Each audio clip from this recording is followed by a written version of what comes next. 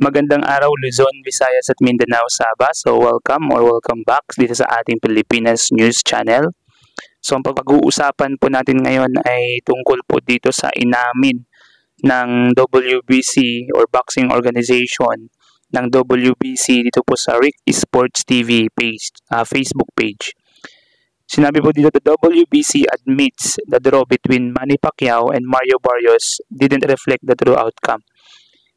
Sa nakaraang laban po mga kababayan ni Manny Pacquiao versus dito kay Mario Barrios, umani po ito ng maraming mga hating opinion at haka-haka ng mga netizen online, especially po yung mga boxing fans po natin dyan.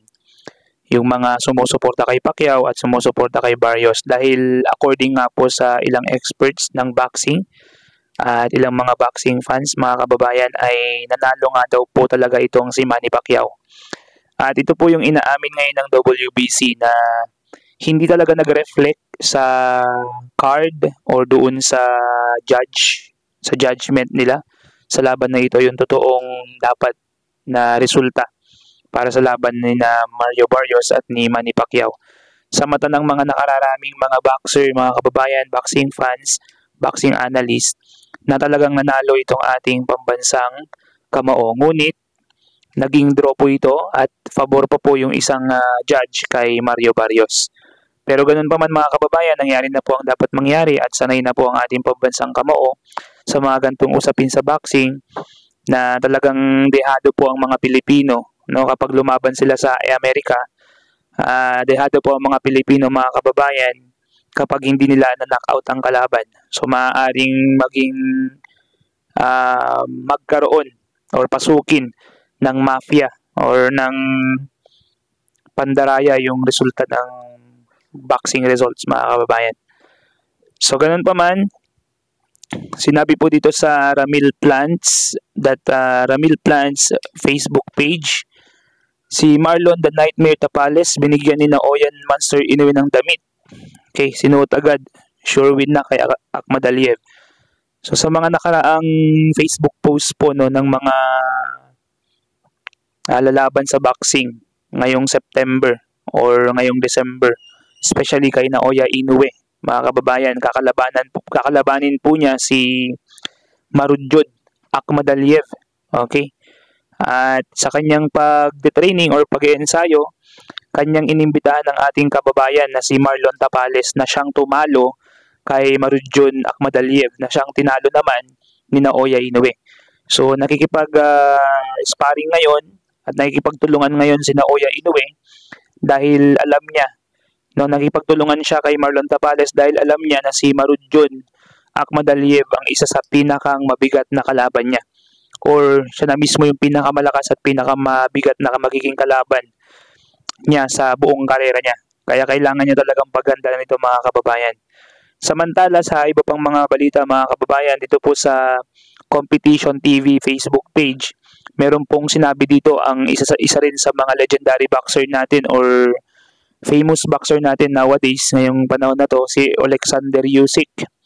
Sa pagitan po ni Canelo at ni Terence Crawford, sinabi po niya, despite being wisely seen as the top boxer in the world, Alexander Usyk surprised fans by naming Terence Crawford, not himself, as the best. So, hindi po natin pwedeng biruin yung pong naging statement ni Alexander Usyk, mga kababayan. Si Alexander Usyk nga po pala, para sa mga hindi nakakaalam, ay champion at famous boxer po ito sa kanyang weight ngayon, ang heavyweight. Okay? And kung maalala po ninyo, si Alexander Usyk ay marami pong tinalong mga greatest boxer din po sa history.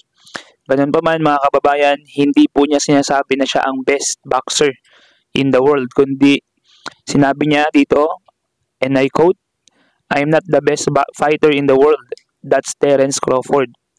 So sa nalalapit pong laban ni Canelo Alvarez versus Terence Crawford, mga kababayan, ngayong darating na September, nabanggit po ni Alexander Usyk na si Terence Crawford po ang mas magaling sa kanya. So yan po yung sinabi ng one of the best boxer in the world, mga kababayan. Samantalang sinabi naman po dito, follow up lang po sa balita natin kanina, sa Tuldok at Tatsulok Facebook page. Sinabi po dito, nagsanib puwersa na ang halimaw ng Japan na Oya Inoue at bangungot ng Pinas, Marlon Tapales. Ito'y paghahanda ni na Oya Inoue sa laban kontra Marudjun Akhmadaliev sa September. Natalo na dati ni Nightmare Tapales si Akhmadaliev. Si Tapales din ang nagpahirap kay na Oya Inoue ng kanilang bakbakan. So, ayun lamang po yung mga balita po sa boxing, mga kababayan. Haluan po natin ang balitang ito ng konting politika po, mga kababayan, no? Balita sa politics.